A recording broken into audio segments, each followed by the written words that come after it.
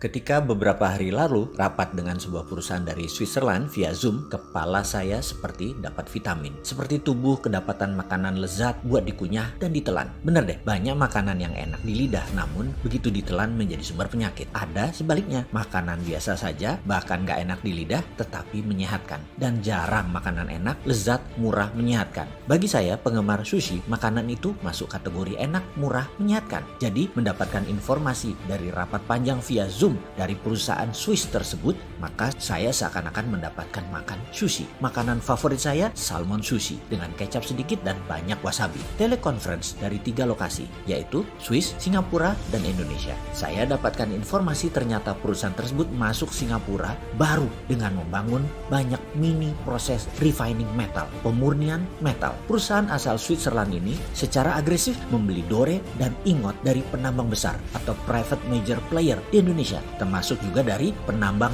tanpa izin dalam tanda petik, dengan struktur tertentu yang kemudian di-refine di Singapura. Mereka saat ini sedang meningkatkan stok PGM mereka atau precious group metal mereka. Mereka juga ternyata membangun di Dubai seperti di Singapura ini dengan bahan baku dari Afrika. Menarik, asli menarik strategi yang mereka lakukan. Mereka menghubungi saya karena nama saya kebetulan ada dalam perusahaan tambang emas di utara Manado, di salah satu pulau utara Indonesia. Mereka ingin mengambil ingotnya atau dore atau metal yang masih bercampur dengan emas yang kadarnya paling tinggi 50%. Masih ada Ag-nya, masih ada PT-nya, yang jelas Cu-nya yang paling banyak dari sisa 50% tadi. Mereka memerlukan semua mineral tadi. Sama persis seperti apa yang dilakukan pihak Cina dengan mengambil nikel yang dibela pejabat teras yang multi talent itu. Nikelnya 25%, sisanya emang isinya pasir. Ya enggak lah, ada litium, ada ferro. Wis males dah kalau saya lanjutin urusan hal ini. Sebenarnya yang heran adalah masalah fansnya. Asli saya heran. Tanah air dikuras, bosnya mah nggak paham-paham banget. Pejabat-pejabatnya berlindung di balik kebaikan bosnya. Ketika diingatkan banyak kesalahan pejabat-pejabat tersebut, lalu bosnya dan fans bosnya dipakai buat serangan balik. Dan mereka akhirnya sudah tahunan menikmati kedaulatan menjabat dilindungi oleh bosnya. Yang pastinya fulusnya mah mereka pribadi naiknya kenceng. Bosnya mah biasa-biasa aja. Sementara itu bosnya yang jujur, baik, sederhana, tapi tidak paham bisnis oligarki, yang menjalankan tugas hariannya seperti biasa saja. Jadi apa yang dikuras? Yaitu yang sisanya yang 75% di luar nikel. Kembali ke perusahaan Swiss tadi. Sama seperti kayak Tiongkok. Ambil ingot, ambil dore, tetapi yang dibayar hanya gold contentnya. Yang didiskon lagi karena belum disertifikasi alasannya. Juga belum di-refine atau dimurnikan. Semuanya bisnis itu sudah jalan tahunan. Hanya baru setahun ini mereka punya refiningnya sendiri di Singapura. Seperti biasa, begitu saya dapat peluang bicara, saya banyak tanya kepada mereka. Mau apa dengan PGM dan metal-metal lainnya yang mereka beliin ini? Apakah mau jadi juragan jual beli hard commodity? Mereka tertawa. Jah, dalam hati saya, gue diketawain. Yang singkatnya mereka menjawab, "Don't be so naive brother, you must know what is our intention." Mereka mengatakan saya jangan naif-naif, pasti mereka tahu niat mereka mengumpulkan mineral tadi.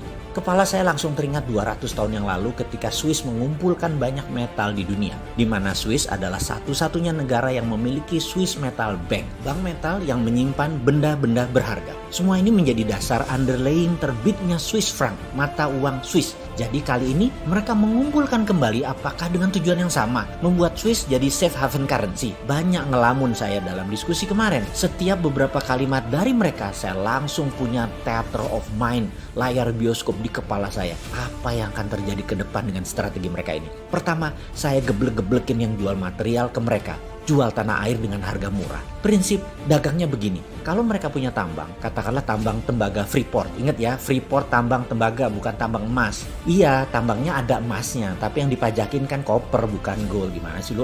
Terus diambil 51% lagi perusahaan tambang tersebut. Ini di siapa lagi? Kalau mau ambil ya emasnya, yang dikirim ke Rio Tinto dan ke Jepang itu loh, yang di-refine di luar Indonesia, emasnya.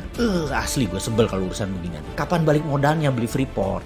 Sudahlah, males dilanjutin. Oke, prinsip dagang perusahaan tambang untuk memproses katakanlah batu bara. Ini angka dari langit loh ya. Ongkos tambangnya 50, dijual 80, untungnya 30. Ya sudah, begitu rumusnya. Papers nilai perusahaan paling top 2-3 kali lipat atau 200-300%.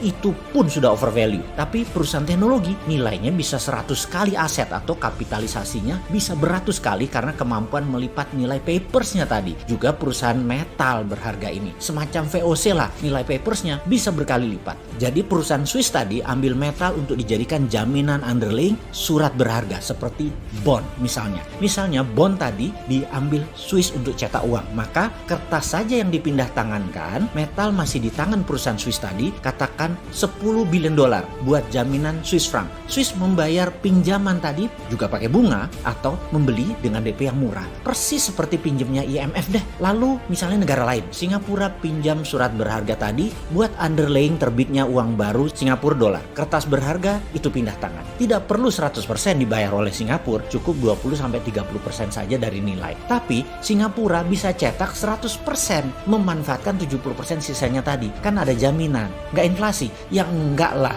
Juga misalnya dinaran perlu emas, maka dinaran cukup bayar 20-30% surat berharga perusahaan Swiss tadi. Ya emasnya perusahaan Swiss ini, dan ketika diminta fisik, ya dia berikan emasnya nantinya. Tentunya harus bayar full. Tetapi selama rupiah Anda dipegang di rekening Anda di dinaran, ya emasnya dipegang perusahaan Swiss tadi. Ini asli pinter. Saya kok jadi terinspirasi ya. Kok negara kita pejabatnya nggak sepinter negara Swiss yang nggak punya laut, nggak punya sumber daya alam, bisa menjadi safe haven lagi. Oh iya, perusahaan Swiss tadi namanya Metalor.